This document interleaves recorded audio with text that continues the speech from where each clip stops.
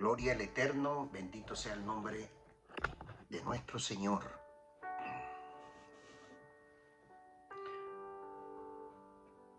Dice la Biblia en el libro de Isaías, en el capítulo 55, verso 6. Busquen al Señor mientras puedan encontrarlo. Llámenlo mientras está cerca. Qué bonita alabanza.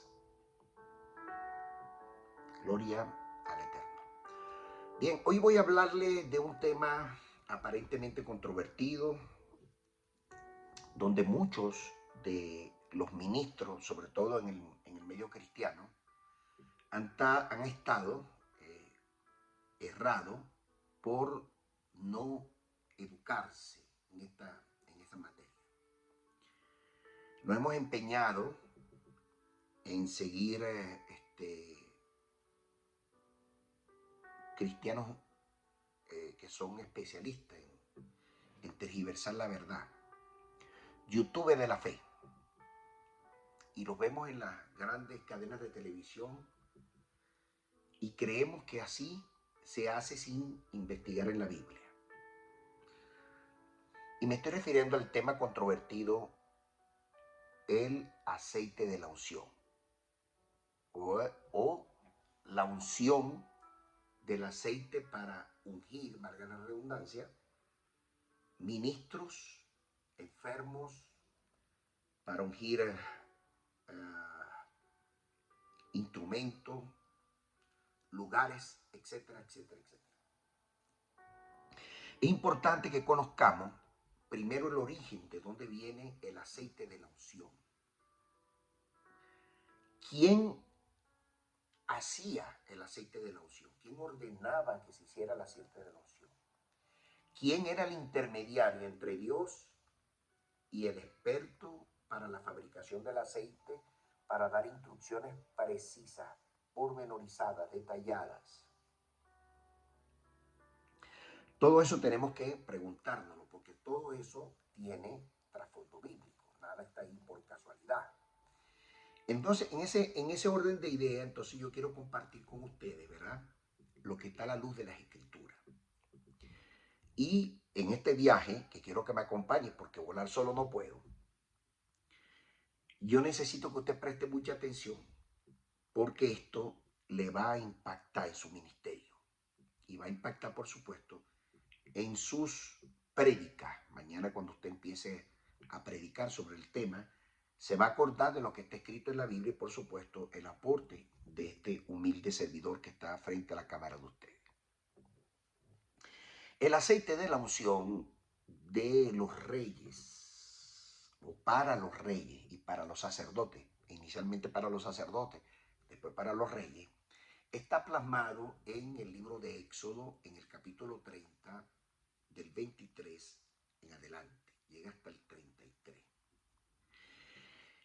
Este tema del aceite de la unción ha sido malentendido, en mi opinión, en el medio cristiano.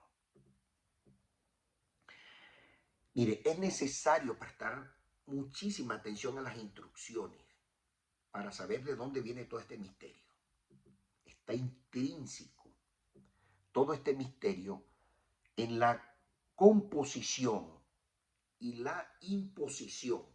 Composición, obviamente, de los elementos químicos que llevaba, naturales en otras ocasiones, y obviamente también en la imposición del aceite. ¿A quién se le ponía? Es muy importante. En el Talmud, en el tratado Keritoj 5, en sus laterales A y B, el aceite de la unción tenía especificaciones y solamente se usaba para ungir sacerdotes y reyes de Israel, no más.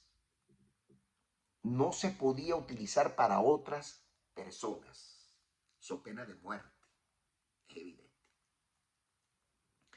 La preparación de este aceite llevaba, obviamente, como base aceite de oliva, pero también era mezclado con varios ingredientes, los cuales incluía, entre otros más, les voy a hablar de lo más básico, mirra, que era una resina de mirra que se ponía con unas medidas exactas por parte del perfumista, que en este caso era de la tribu de Judá, y él de manera tremenda llevaba especificaciones de la mirra, de otro cinánamo, un componente más, una hierba aromática, canela, casia, que es una especie de canela, y por supuesto incienso,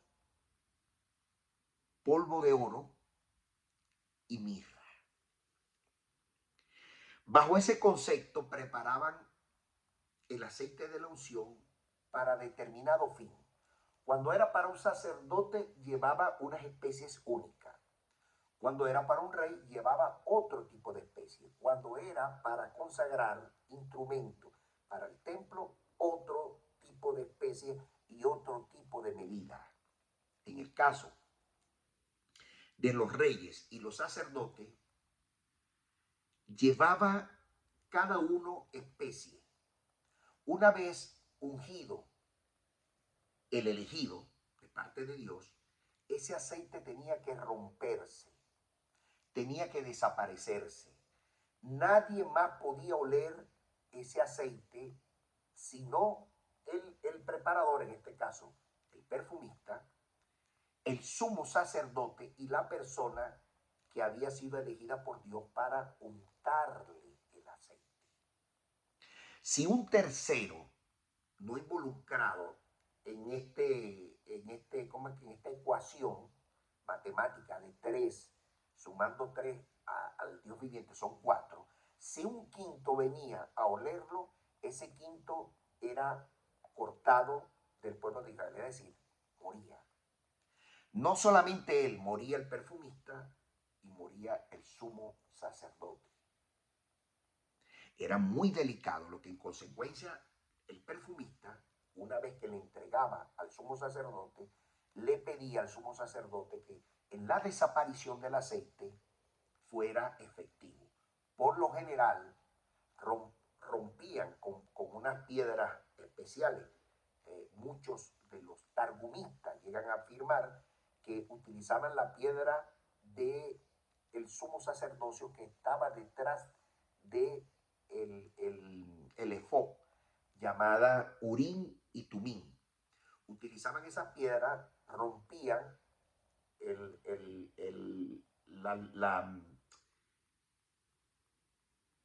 el frasco hecho de, por supuesto, de barro, por parte de un alfarero muy pequeño, lo rompían, lo hacían pedazos, lo metían en un trapo blanco y lo enterraban en lugares ocultos, difíciles de acceso a las personas. Con el devenir del tiempo, por supuesto, de los años, eso se volvía polvo y el aceite se desintegraba por la presión de la intemperie y la tierra.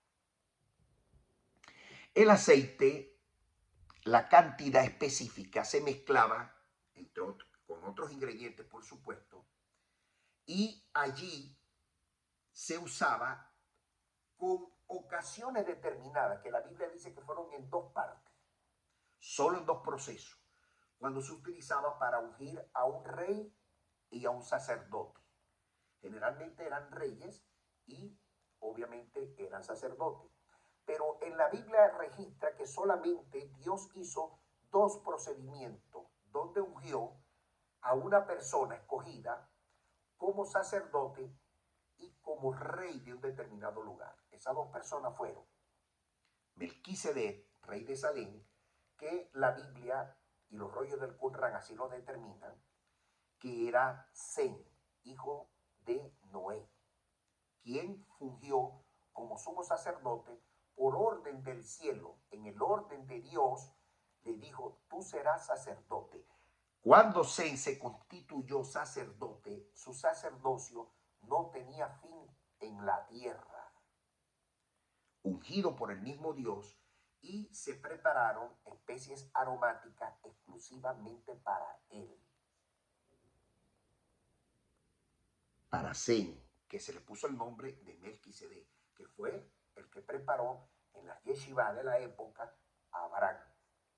Y Dios escogió a Abraham. Melquisedec fue preparado como sacerdote y rey de aquel lugar. Es decir, el aceite de la unción llevaba un doble propósito. Llevaba otras especies que solamente la conocía Dios, el perfumista y el sacerdote. Quedaba allí en esas cuatro figuras. No podía salir de allí. Recuerden ustedes que el sacerdocio llevaba unas especies aromáticas determinadas y el rey otra. Cuando había una sola misión y visión para un rey y un sacerdote, especialmente para estos dos, insisto, los únicos dos que tienen la Torá, la Biblia y, por supuesto, los masoretas, el Nuevo Testamento, son dos personajes. Zen, como Melquisedec, como rey de Salem y sacerdote, y Yeshua, Hamashiach, Jesús el Mesías. Dos, cumplieron un doble propósito, es decir, doble unción, rey y sacerdote. Y ese componente de especies aromáticas le añadían otros elementos con unas especificaciones exactas para poder cumplir el rol establecido.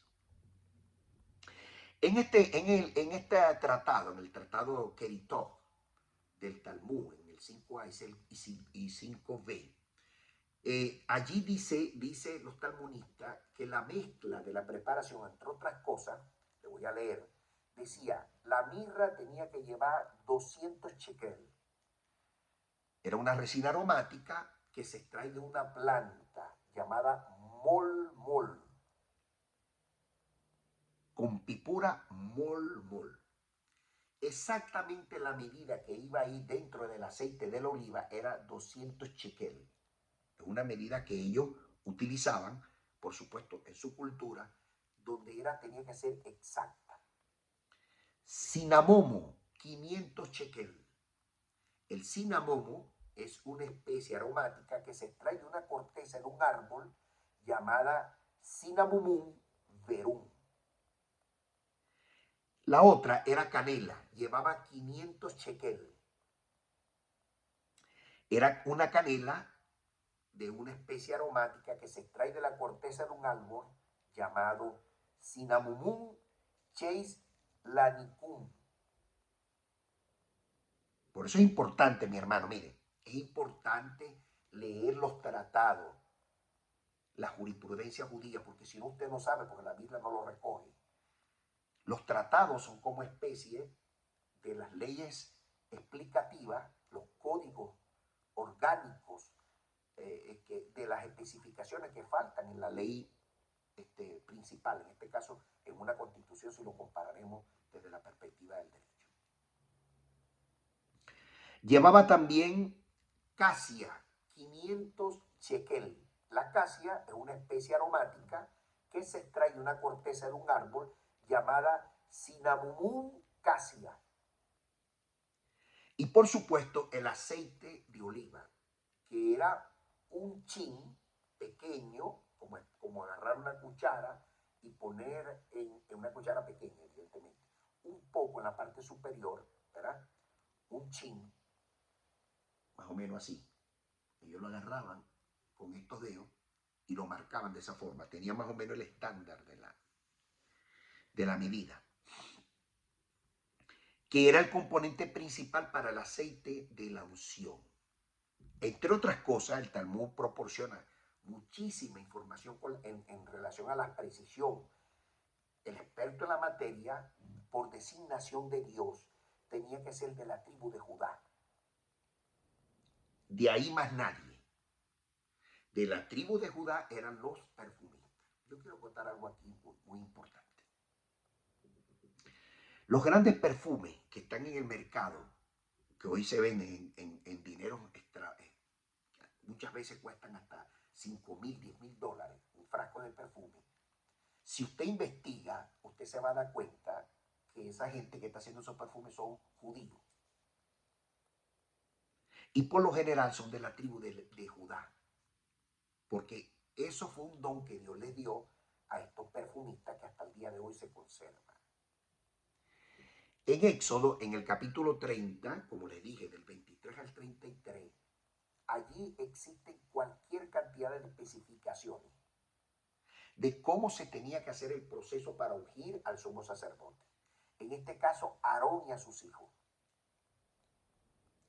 Entre otras cosas, el aceite que se le aplicaba al sumo sacerdote era Moisés que recibía las instrucciones del Eterno.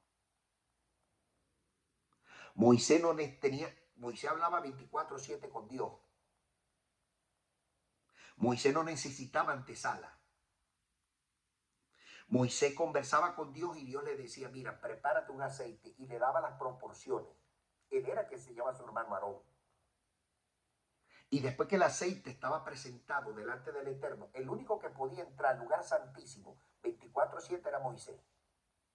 Pero Aarón tenía que entrar una vez al año, su pena de muerte. Y sus hijos no podían entrar a ese lugar.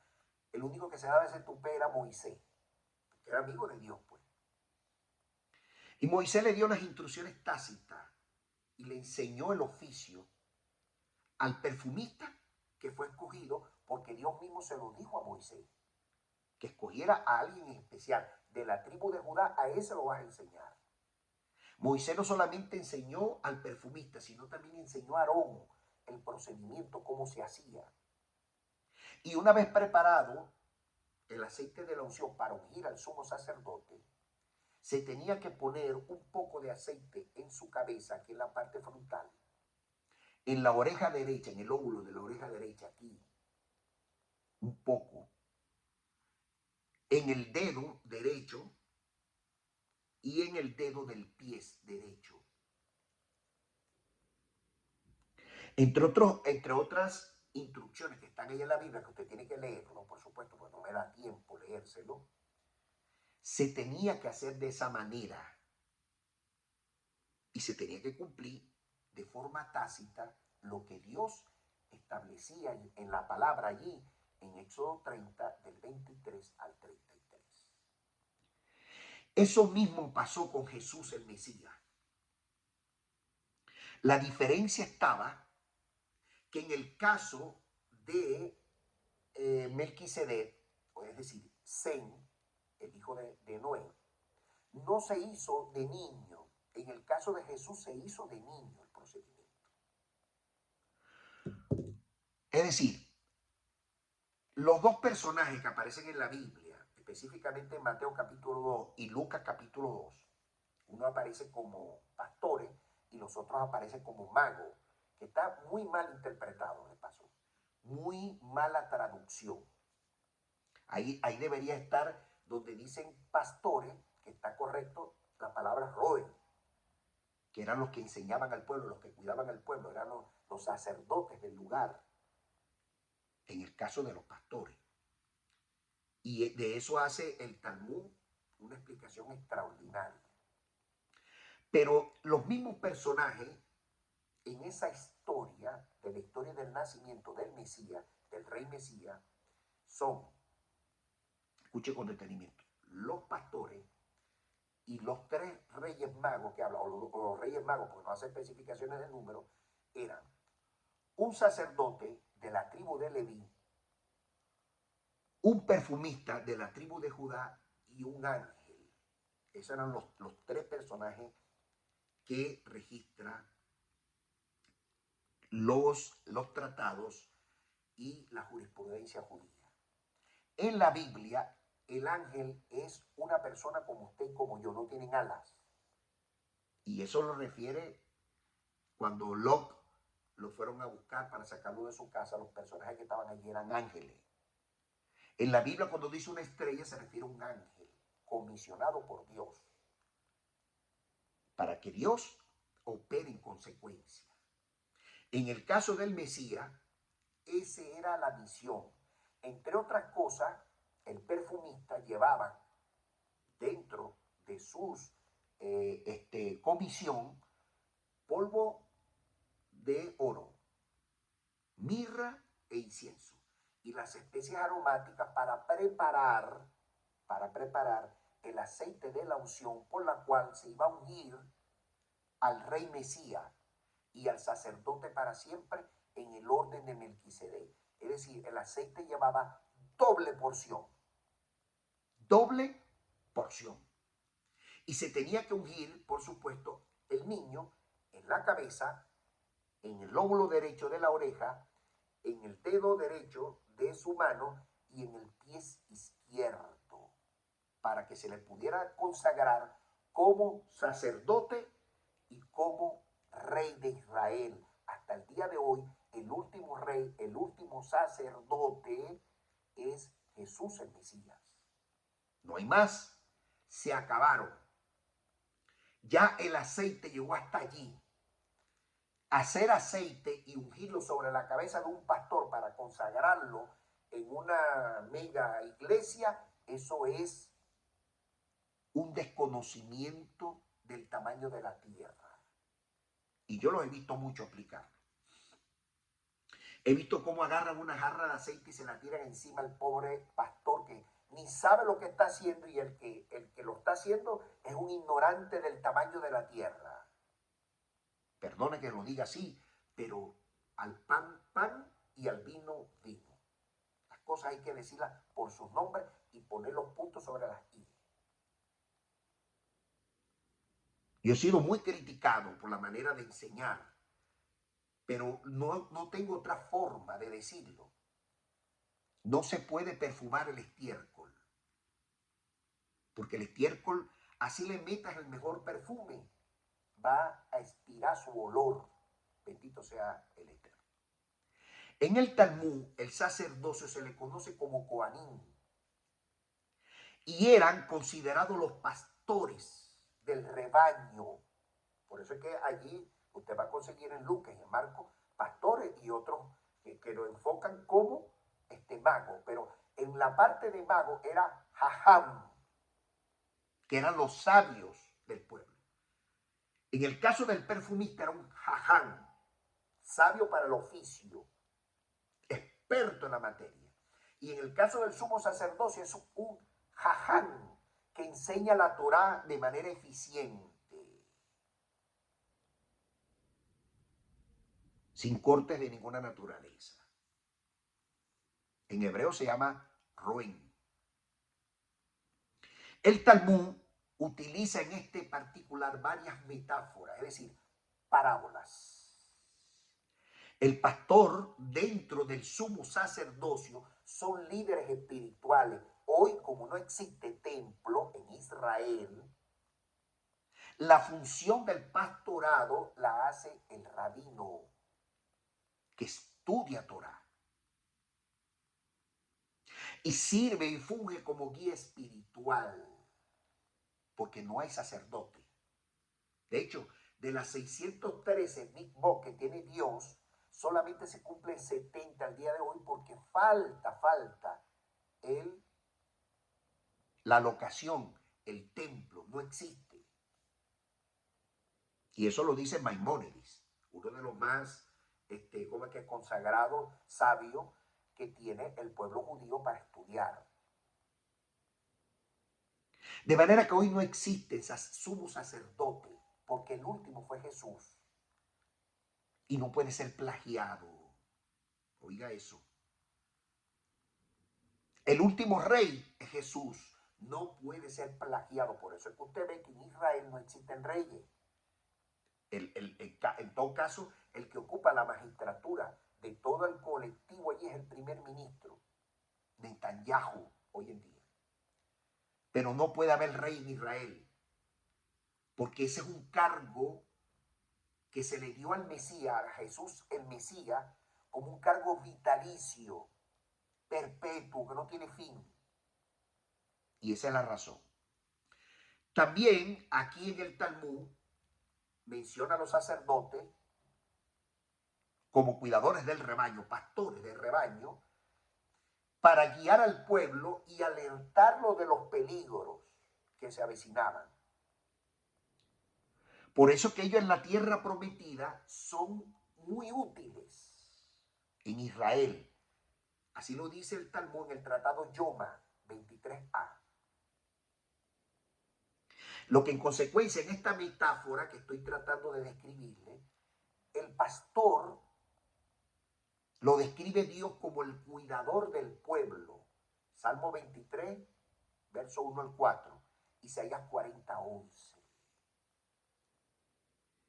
De hecho, al Mesías, al asumir Dios, al designarlo Dios como sacerdote para siempre y como rey Mesías, ocupa el puesto del pastorado, de lo que nosotros conocemos erróneamente, mal traducido y mal entendido, Efesios capítulo 4, verso 11, donde Jesús cumple, es el último que cumple con todo esas disposiciones de carácter permanente. Chaliaj, que es el apóstol equivalente para nosotros, maestro Roé, que es un maestro de enseñanza de niños, etcétera, etcétera y más, etcétera. Pues ya yo hago esa clase acá. Usted tiene que buscarla dentro de mis videos para que pueda conocer los intrínculos de cómo el pueblo judío se maneja. Lo que en consecuencia los sacerdotes o los sabios, que representaban a Dios por supuesto, y siguen representándolo, son responsables de darse a la tarea de enseñar al pueblo de manera objetiva. No pueden trazar las escrituras de forma irresponsable. Tienen que guiarse por los tratados, ¿verdad? Y por la jurisprudencia que está escrita, la Gemara, el Talmud, ¿cómo que se llama? Los Sanedrines, etcétera, etcétera y más, etcétera. Entre tantos tratados que hay en el pueblo de Israel. Y según la Torá, el aceite de la unción para los reyes, las zonas específicas fueron las que le dije. No se puede untar aceite así encima de todo el cuerpo del hombre. Eso no es real, no es permitido, porque el fin es consagrarlo para un ministerio público, donde toda la gente van a estar allí. Y las razones, entre otras cosas, eran, ¿por qué en la cabeza? Usted se preguntará eso. Pero ¿por qué en la cabeza específicamente el aceite aquí en la cabeza? Bueno, se aplicaba al sumo sacerdote porque simboliza la divinidad de Dios sobre la autoridad que le confería como cabeza del pueblo de Israel.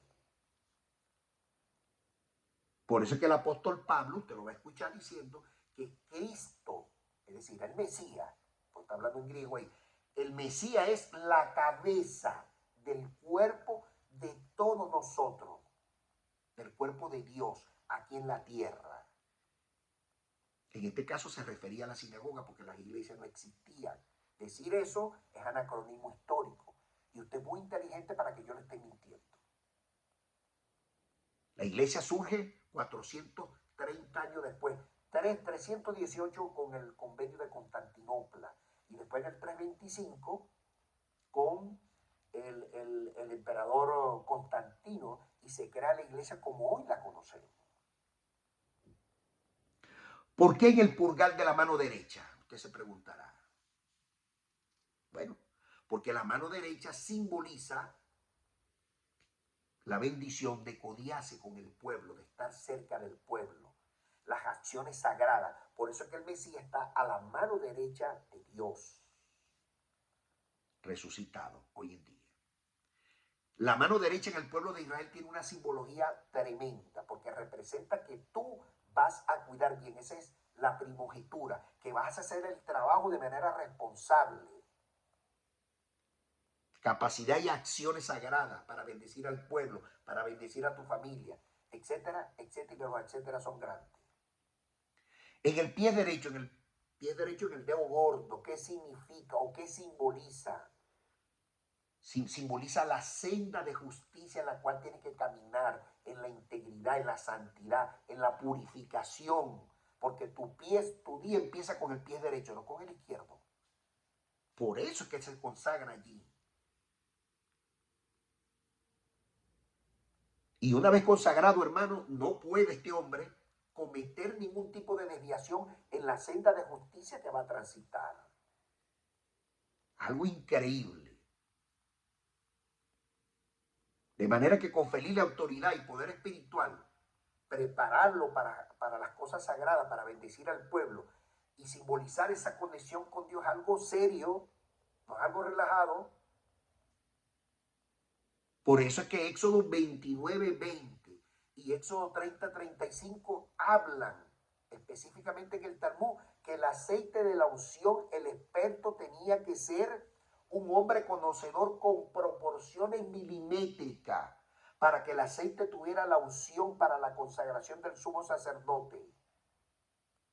Y ese perfumista lo registra Éxodo 35:32 y Éxodo 30 del 37 al 38. Usted puede leerlo.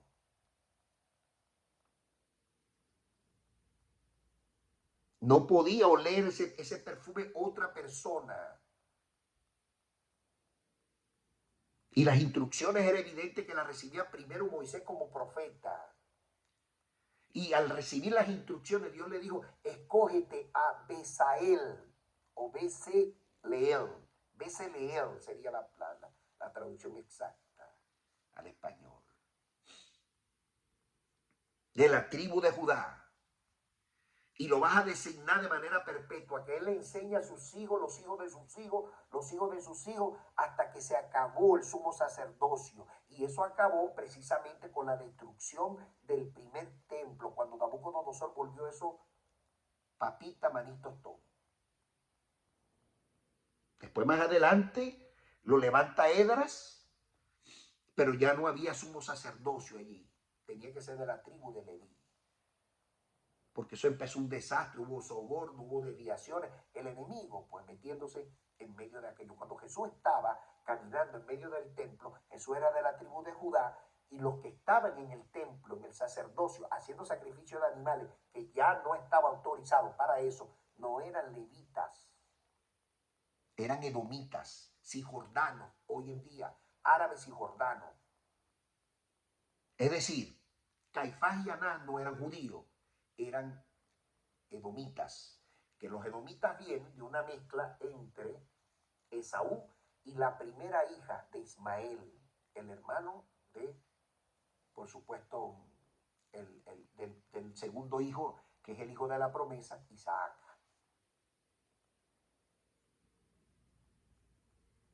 La Torá, entre otras cosas, y el Talmud refiere que Besalael es hijo de Uri, hijo de Ur, de la tribu de Judá, que el cual fue consignado, preparado para tal oficio, para preparar única y exclusivamente el aceite de la unción. Con el devenir de los años, esos hijos de los hijos de los hijos preparaban el aceite y eran los únicos autorizados por Dios, hasta que consagraron a Jesús como Mesías, Rey y sacerdote para siempre. Hasta ahí llegaron los perfumes.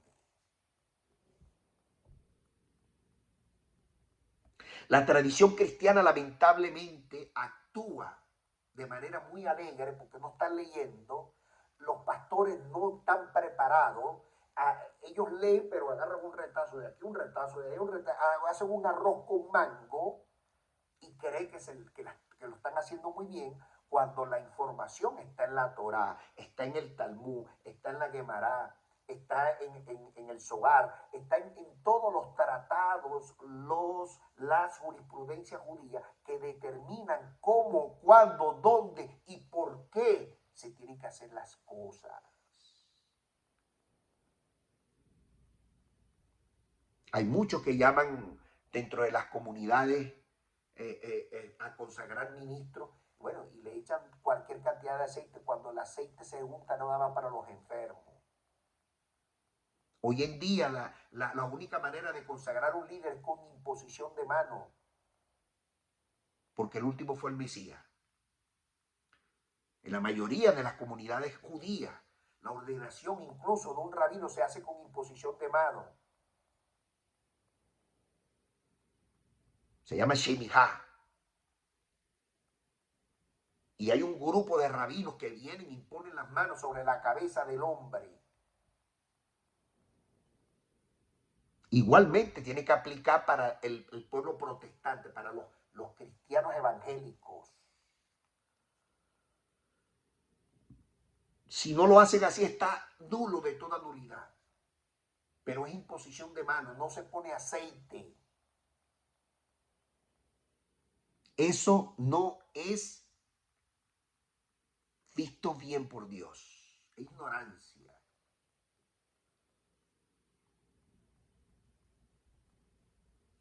Durante la ceremonia de los rabinos que van a ser ordenados hoy en día, al igual que también los ministros, los pastores que van a ser ordenados, lleva una finalidad delante del pueblo.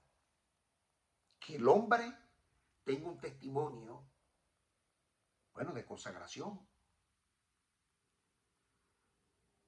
De que si hay alguien por ahí que sepa que el hombre está desviado del camino, bueno, tiene la posibilidad de levantar la mano y decir, mira, yo tengo el testimonio de él, que este hombre anda en cosas terribles, anda en negocio, anda en narcotráfico, vaya usted a saber en qué anda.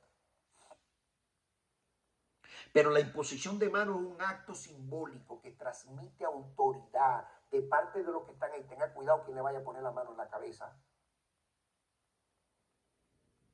Porque por ahí se transfiere también energía. Se transfiere poder. Por eso el Mesías recibirá poder cuando venga sobre ustedes el Espíritu de Dios. Imponer manos es algo serio. Usted tiene que cuidarse hasta de eso incluso. Porque se está transfiriendo autoridad. Se está transfiriendo sabiduría. Para poder ordenar a ese nuevo rabino, a ese nuevo pastor. No es con aceite, insisto. El último sacerdote fue el rey Mesías. No se puede hacer sobre otra persona. Está prohibido. Totalmente prohibido a la luz de las Escrituras. Mire, en el Talmud, el Sanedrino 28a, dice ahí que el Mesías va a restaurar el reino de Israel y va a establecer un nuevo orden, del cual la Torá será la base de la sociedad que ha de nacer, es decir, el reino por venir. Y cuando la Biblia dice que el último rey y sacerdote fue el Mesías, es el tema central no solamente del judaísmo, también del cristianismo. Porque las profecías hablan de eso. Y esa es la razón por la cual el salmista escribió en el Salmo 110:4, se lo voy a leer, escuche con detenimiento. Juró Hashem, juró Jehová, juró Yohei Bajei. No se arrepintió y dijo, tú eres sacerdote para siempre según el orden de Melquisedec. Eso era para el rey Mesías. Y el apóstol Pablo lo certifica y lo ratifica en hebreo. Se sobreentiende que el apóstol Pablo fue el que escribió la carta a los judíos. Y dice, y dice en otra parte que tú eres sacerdote para siempre según el orden de Melquisedec. Dice el apóstol Pablo. Dice el apóstol Pablo en Hebreos 6:20, dice, donde Jesús entró por nosotros como el precursor, el primero, hecho sumo sacerdote para siempre, según el orden de Melquisedec. Porque han visto dos sumos sacerdotes y reyes en la tierra. No hay más. No va a haber un tercero. Solamente Sem, hijo de Noé, y Jesús, el rey Mesías y sacerdote para siempre. Y hay un versículo, y con esto quiero terminar. Hay un versículo en Hebreos capítulo 7, verso 3, que ha sido tergiversado terriblemente. Terriblemente, porque no saben el contexto. Mire, cuando usted se pone los lentes hebreos y lee la jurisprudencia, usted va a tener pocos errores. Siempre hay errores que se cometen. Pero va a tener pocos errores porque va a llevar, cuando se ponen los lentes hebreos, así como yo me estoy poniendo de turista, va a llevar por lo menos un 75% de probabilidad de acertar en la explicación del tema. Escuche con detenimiento. Cuando muchos leen sin padre, sin madre, sin genealogía, que no tiene principio y fin de sus días, ni fin de su vida, sino que es semejante al Hijo de Dios, pertenece al sacerdote para siempre. En la escuela de teología donde yo estudié, bueno, pues se dice que Jesús, y que Jesús andaba para allá, andaba para acá, andaba en todas partes, y eso es totalmente erróneo. Ya los rollos del Qumran, rollo científico, prueba indubitable, determina que Melquisedec era Sem, hijo de Noé, y que cuando dice aquí sin padre se refiere a la genealogía.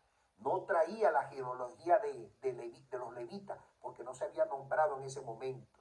Cuando dice sin madre, se refiere a una madre de los levitas, porque los levitas, para tener genealogía completa, se tiene que demostrar a través del padre y la madre.